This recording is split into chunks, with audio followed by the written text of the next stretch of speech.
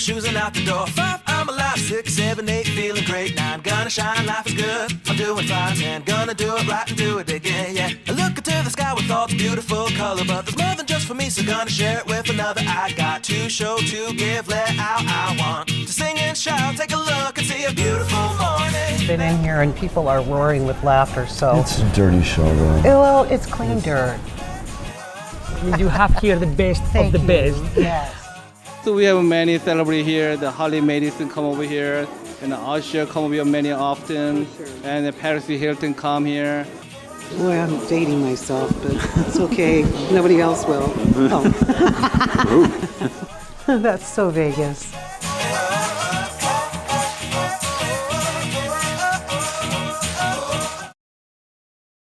As a mother, you don't want to have to worry about this bill is coming, but then she needs this chemo. That's a decision you shouldn't have to make. At St. Jude, a family never sees a bill at all, not one bill. It's like the world has been lifted off of your shoulders. The treatment doesn't get any better than what you receive at St. Jude. It saved my life.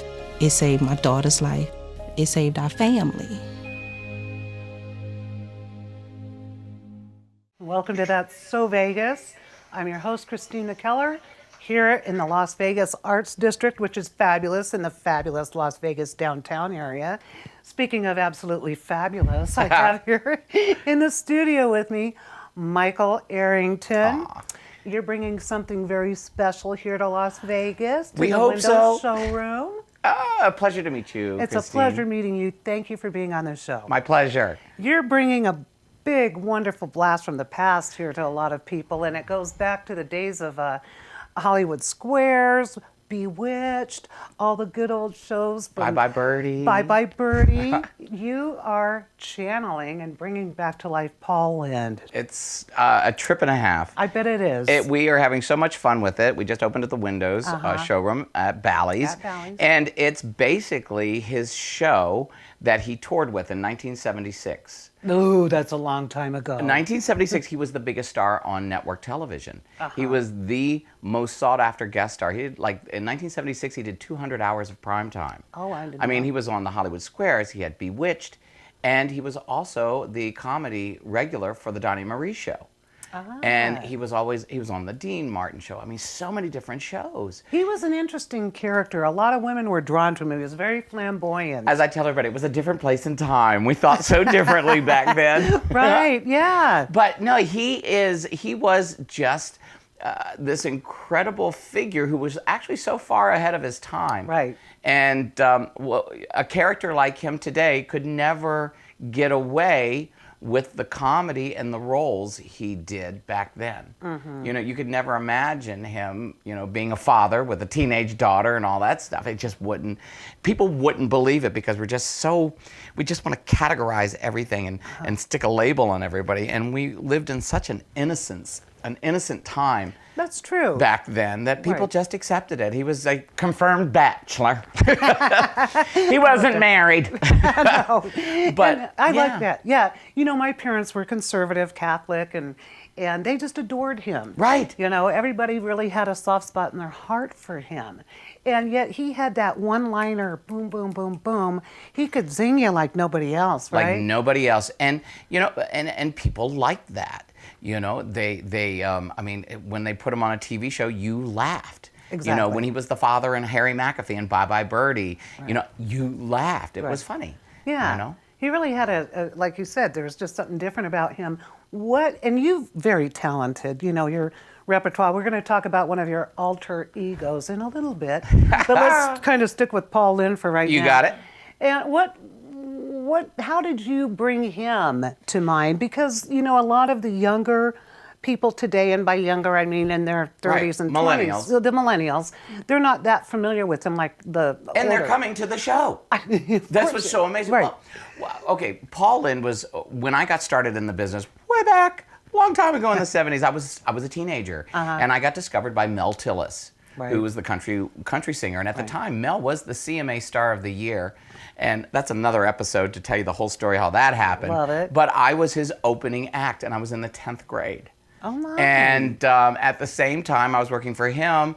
Rosemary Clooney picked me up, and I was her opening act for 2 summers. Amazing. And I was Whoa. able to do all these different voices. And at the time, you know, Mr. Haney from Green Acres, and, you know, all the, Joan Rivers, oh, can we talk? And I could do like 150 voices. And so my act was about impressions, and Paul Lynde was one of them. Right. And it seems everywhere you go, somebody did a Paul Lynde impression. And, but it was just an incredible person, and I was popular in high school. People would stand around and I'd entertain the kids at school. But I had seen, I was living in Washington, D.C. doing my other alter ego character, and it was a Sunday afternoon, and I decided to go to New York City, take the train up from D.C. to Manhattan, because Frank Gorshin was doing Goodnight Gracie, about George Burns. Oh, George. And so I decided to go up and see it. I went and saw it at the Helen Hayes Theater. It was the last performance on a Sunday. And he walked out, and I went, you know, I could do this with Paul Lynde. This might work. And so that was the beginning of this long trek to put Paul Lynde together. So I started writing this one-man show, and, you know, things started to happen. Peter Marshall got involved, and I met him. I got the rights from the estate. You know, we went through 3 writings. We workshopped it. Then his friends started getting it. Cloris Leachman, Karen Valentine, Kay Ballard. They all came in and helped me. Of course, they all loved him, I'm sure. They went to school together. I mean, he Cloris, died so young, too, which is at sad. 56, he died of a massive heart attack, and he was sober. He had stopped smoking, stopped drinking the last year he was alive. Oh. And he and Dick Van Dyke were in AA together. No kidding. Yeah.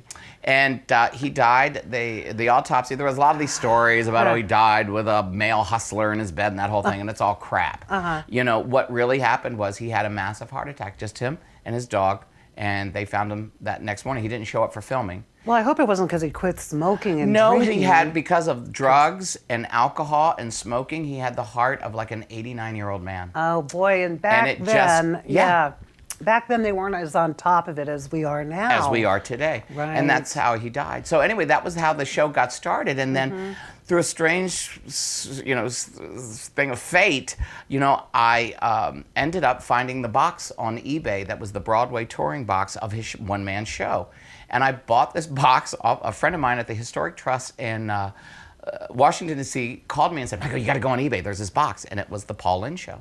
And it was a green Broadway touring box, and inside were the charts for a 16-piece orchestra and his entire show that he toured with in 1976. No kidding. I got the rights from the estate in perpetuity to be the only person to do a live show. And we ended up creating the show. Peter Marshall came in and does all the voiceovers. And you know, it's been almost 13 years from the time I started it to get it to Vegas. Yet you look like him. Why is that? How does that happen? I guess I have no idea. But when they do the wig and I make my, because I have a big fat nose, so when they do I thin like my your nose, Yeah. and they do the wig, the makeup, and give me a really good tan. Right. You know, and then you just become the character. Yes. You know, and I actually had 3 psychics that said, Michael, he has his hand on this show. It's been on it since the day you got it. In fact, when I do my show, before I go on, I do a ritual every time, and I go into the dressing room and I light a little candle. I go, Paul, come down. It's your show. You know, I wonder if that's him saying he had some unfinished business. You know, again, like we were talking about, that massive heart attack. When you see the show, you'll understand we finish up the business for him. Oh, you do. I think that's wonderful. It's a happy ending. And this is more or less a family show. I mean, No, is it no? It's not a family Okay. show. It's 18 and over. There's strong language. Yeah. And, you know, Paul was an alcoholic. Right. And alcohol almost ruined him. Yeah. And in the course of the show, you'll see he starts drinking. And gets drunker and drunker and drunker until we come to this, you know, the story arc and the actual show itself. You're laughing through the whole thing. Oh, right. But there's that undertone. There's that undertone in a dramatic moment where everything changes. Okay, we're going to talk about that when we come back You a little got bit it. more. That kind of surprised me there. I'm going to give a quick shout out to my sponsor, the Red Roof Inn on Paradise, across from the Hard Rock Cafe. Pet friendly, close to the Strip and Airport. Don't go away. We're going to be right back with Michael Airington.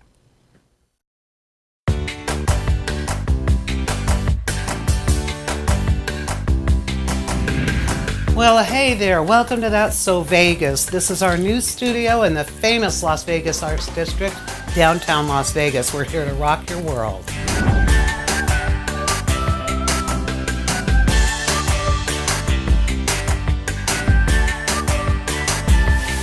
I was going to ask you how it felt to be breaking good here at the Bellagio for the National Center. What you did. Your last CD was My Secret Life. I wanted to ask you what your secrets were. A high five to CR Realty Services, who opened the door for That's So Vegas here in the famous Las Vegas Arts District. Tune in and turn on with us in downtown Las Vegas. This is where the action is, and That's So Vegas.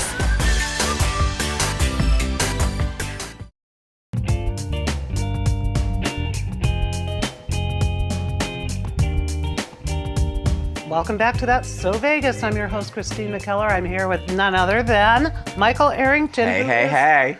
Channeling, literally. Channeling. Got some stuff going on here psychically with Paul Lynde, who many of us, a little more mature people, remember from Hollywood Squares. A lot of people, that isn't how I remembered him so much as from his appearances on Bewitched and stuff. I always thought he was so funny. But many people remember him from the Hollywood Squares, and he was the center square. Right. A little superstition going on there with him, I understand, about earthquakes or something. But Yeah. you know, you had mentioned in the show, which I haven't seen yet. I can't wait to see it. I'm already hearing some wonderful things about it. That it's for a mature audience. Right. And Language-wise. well, that's all language. good, of course. And we're in Vegas. Of course. You know. And one of my questions I had for you is there's so many of millenniums who probably weren't aware of Paul.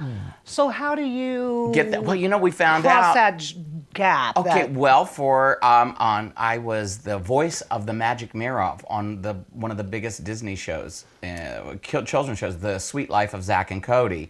So anybody that has grandkids or kids, they still watch The Sweet Life of Zack and Cody. And I played the Magic Mirror.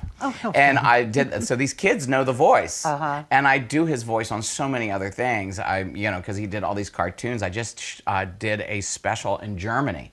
That they did on cartoons, because Paul did all these cartoon characters, and they used my voice. So what we found out is, even at the showroom, one of the bartenders, Sean, is hysterical. He goes, "I don't know who the hell Paul Lynde is, but it's funny." and they all go, "We're getting a history lesson." So it's kind of cool. That is so cool. Comedy transcends the age bracket. If you're funny, people are going to laugh. Right. And the stuff that we do, especially the politically incorrect stuff that they got away with, that if we tried to do it on TV today, we hit them with a few of these politically incorrect Hollywood Squares questions that they actually did on network television, and you hear the audience go, "Oh!" And I go, "Politically incorrect, huh? You all look like a bunch of sickies. We're going to do more." There you go, I love And it. they do. And Yeah. But yeah, we're finding out that the kids they know it from Charlotte's Web. He was the voice of Templeton the Rat. And kids still watch that movie. Right. But yeah. There is something about the inflection and the whole tonal thing that Paul had going on. Right. That is just, it crosses all levels, and All it of just them. Yeah. kind of sucked you right in there, So you have another character that's an alter ego. Esther Goldberg. Uh-huh. Esther Goldberg, who talks like this. I swear to God, I can't believe it. They call me the White Tyler Perry. Oh. Because Australia has Dame Edna. If you've seen Dame Edna with the fuchsia hair. And Tyler Perry has Medea. And I created Esther, which is this crazy old Jewish woman. If it's sort of like if Bette Midler had an aunt that never wanted to give up show business and did what she did, that's She's Esther. funny. It's funny. Esther sings, she tells jokes, everybody has an Esther in their life, whether you're Italian, Jewish, Latin, Turkish, Armenian, everyone has that old woman in their relative who sits in the corner, smokes a cigarette, cusses like whatever, and you love them. Right, Why exactly. do you love them? Because it's your tanta, it's your grandma, Right. it's whatever. And, Dispenses unnecessary and unwanted advice without being a... but you love them no matter Yes, what. you And do. Esther is that character, and she's based on a woman who used to work at the Bullock's Wilshire department store in Los Angeles, which was a great department store that's no longer there. And when we were kids back in the 80s, back in 80, 81, one of my friends, who's now one of the top makeup artists in Hollywood, Debbie Zoller, she worked at the Lancome counter, and she calls me one day, she goes, "Michael, you have to come down here. There's this woman. She is hysterical. You could do her voice." So I went down, and there's the Lancome counter. There's this woman slapping makeup on these women from Beverly Hills. "This is wonderful. Use the buff best page." And her name was Esther Goldstein. Oh. And so I could do her voice. It sounded exactly like this. So I started doing the voice. And so when I was doing my stand-up around LA, trying out material, people would actually yell, "Do Esther!" And that's how the voice got started. And then in '92, when I went to Nashville for rehab, you know, for drugs and stuff, and I've been sober since then. Congrats. I got a morning show. I was on the morning show there at Star 106 for 4.5 years, and she was my secretary. Oh, and I would be boy. like, "It's Michael in the morning on Star 106. Excuse me, Michael." I go, "Esther, I'm trying to do the show." "Yeah, I know, but they want to hear me." "No, they want to hear me." "No, they want to hear me." And then I'd do this other character named Larry, who was this fat janitor who lived atop her garage. And he'd go, "Esther, shut up, Larry, I'm talking. Yeah, with the two of you behaving, your people are driving in their cars, and they think these are real people." And I'm doing all the voices. And Esther became this incredible entity, and I had to sign a contract with the radio station, Sinclair Broadcasting, that I would not tell them that Esther wasn't real, because they thought she was. I believe that, because doing my homework and delving a little bit more into your background, I mean, I'm believing that she's real. And I think a third of your brain really believes that she's real. Right. You've got it all going on. And so what happened, she evolved, and a true story, I don't know if we have time. Yeah, true story, I'm doing the morning show, and the producer comes in one morning and goes, "Michael," his name is Billy Shears. He comes in and he walks in and goes, "I need to talk to you after the show." I said, "Sure, Billy, what the heck?" And he goes, "Listen, door closes, we're sitting." He goes, "I know you're gay and all." And I go, "Yeah, Billy, I'm gay and all." And he goes, "You ever thought of doing drag?" I said, "Billy, what do you mean doing drag?" And he goes, "Well, the Jewish Community Center wants Esther to open their pool." I said, "Well, didn't you tell them that she's not real?" "Nah, because the Jews buy all the commercial time." I go, "Are you serious? You got to tell them." And he goes, "Well, you have your friend in Hollywood, Debbie, who introduced me first." Makeup girl, yeah. She's now working with Matthew Mungle, who does all of, who's the guy that did Nightmare Christmas? Tim Burton. Tim Burton does Yes. all of his makeup. Yes. Oh, so wow. the station flew me to LA, created the prosthetics. The original Esther's Mrs. Doubtfire prosthetics. Whoa. And I did this, and there was a magic that happened when I became this crazy old lady. So we decided that we were going to have her try out stand-up comedy. So I created a stand-up act and opened for Wendy Liebman, big comedian, and you know, the day before we were supposed to open, I got outed by the Tennessean newspaper. No, they said, "The truth is out. The grandmother on Star 106 is not really a grandmother. It's an actor from Hollywood. It's Michael, who's been fooling us for 2.5 years." Whoa. Nobody cared. They didn't? And that was the beginning of Esther. We don't do the prosthetics anymore, but they created a new makeup where I become her. And she's just a fun character. That is a great And she's story. coming to Vegas. I bet she is. She's coming to Vegas later this fall. Well, we want to talk about that, and also what Paul must think about Esther. I know, boy, that segment went like bam. We'll be right back. Quick shout out to the Red Roof Inn on Paradise. They're pet friendly. Don't go away. We'll be back with Michael, Paul, and probably Esther. See you in a minute. It's pretty amazing when you consider that 7 years ago, we didn't have the treatments we have now. We cure 80% of children with cancer. If you think about that, I mean, go back 50 years, we were curing 20 to 30%. This is the miracle story of modern medicine. We understand what makes this cancer tick. And of course, without donors from around the world, this just couldn't happen.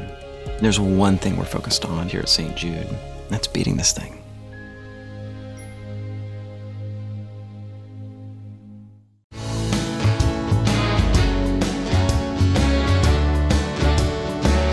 Welcome back to That So Vegas, rocking and rolling here in the studio with all these personalities swirling around. I'm having so much fun, Michael. Thanks. Yeah, we were So am talking. I. Yeah, well, we were talking about, you know, you've got all this going on in your head. Primarily, of course, we're focused on Paul Lynde Because he's here. And you're opening a wonderful show at Bally's in the Window Showroom. I am with Wayne Newton, the Bronx Wanderers. I love the I love Vinny them. and Sons. They They've been are on the my best. show. They're adorable. Actually, Vinny Jr. has been guest starring as my drummer. Oh, whoa, he is talented. Isn't he too. the most Well, the whole talented kid in the family world? is. And Keith Absolutely. Thompson. Do you know Keith Thompson? Yes. Keith is my musical director.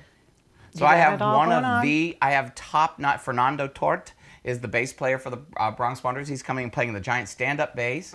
And we're just keeping it all in the family there. Yeah, I said, love. "Kids, you can make extra money. Come play with me." Actually, they asked to come play. Wow. And so we have a good time. And, you know, I don't know how long Vinny Jr. will be able to do it, but he's guest starring, and, you know, it's fun. It's all family It's there. all and that room, that is... I love it.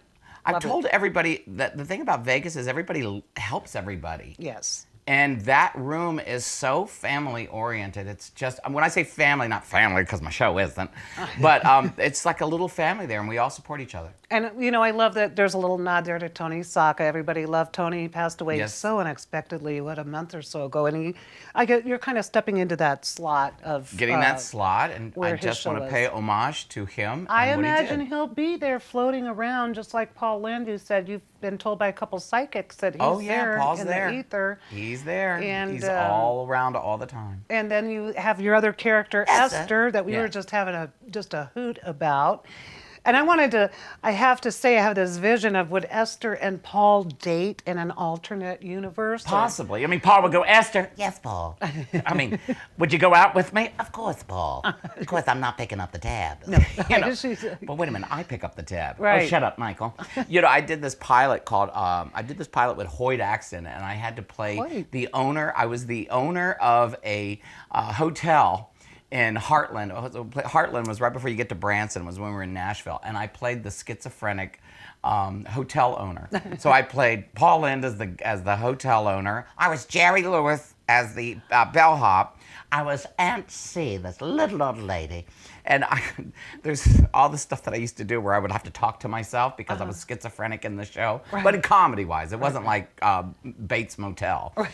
And, one of my favorite shows, though. Yeah, but I converse with myself a lot. Oh, yeah, but you have all these interesting characters in your head. I mean, never a dull moment. I'm going to be hosting the Emmys for, I forget which region, but in Phoenix in October. And we're shooting, they're flying a crew into Vegas, and I'm going to be hosting, I'm the MC for the Emmy Awards, the southeastern region, I forget what it is, Rocky Mountain region. Oh, nice. And we're going to have Esther and Paul and everybody. We're combining them in as I'm hosting, so they'll be on the screen. I'll be talking to myself, Esther, go away. I know, but I want to host too. You can't, we're working. You know, that type of thing. So we're doing all of that. Fun. Yeah. I mean, you're having fun all the time.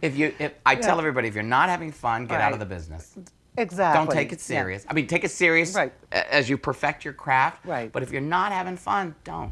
Right. Exactly. You can be professional and still have a good time. Of course. Yeah.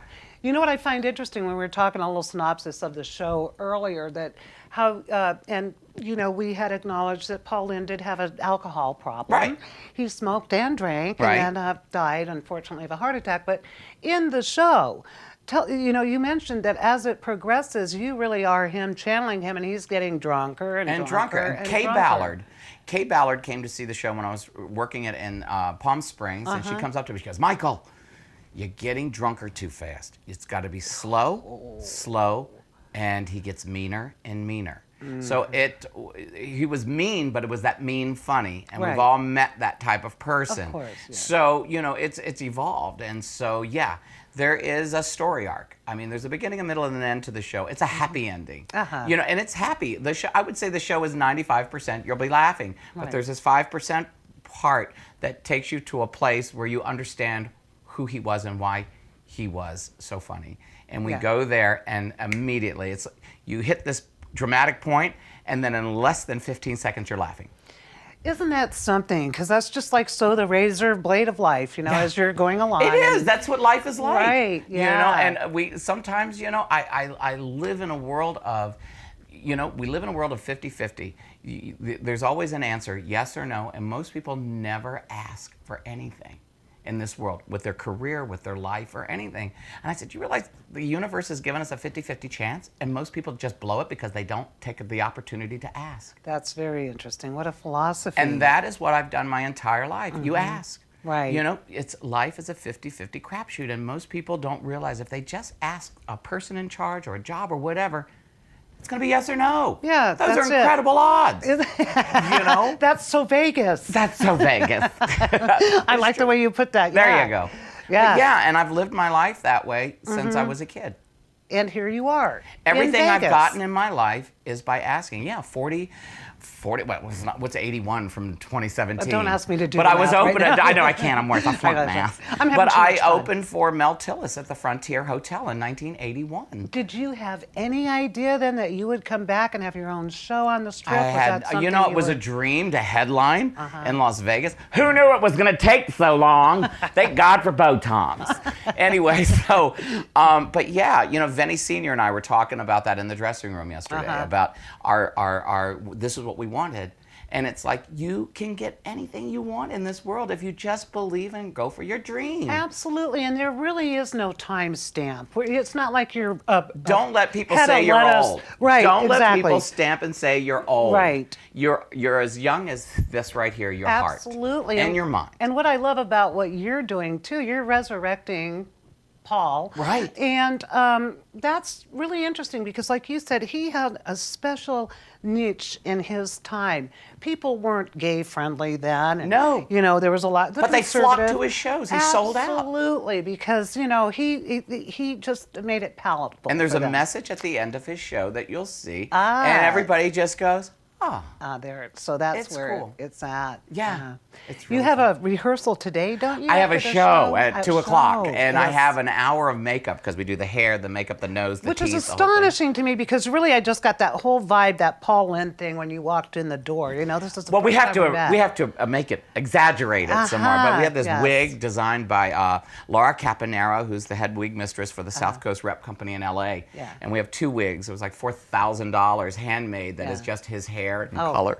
Yeah. And Yeah, I have 'cause bushy sideburns now. I used to shave them off, but now we You use have them in great the show. hair, by the way.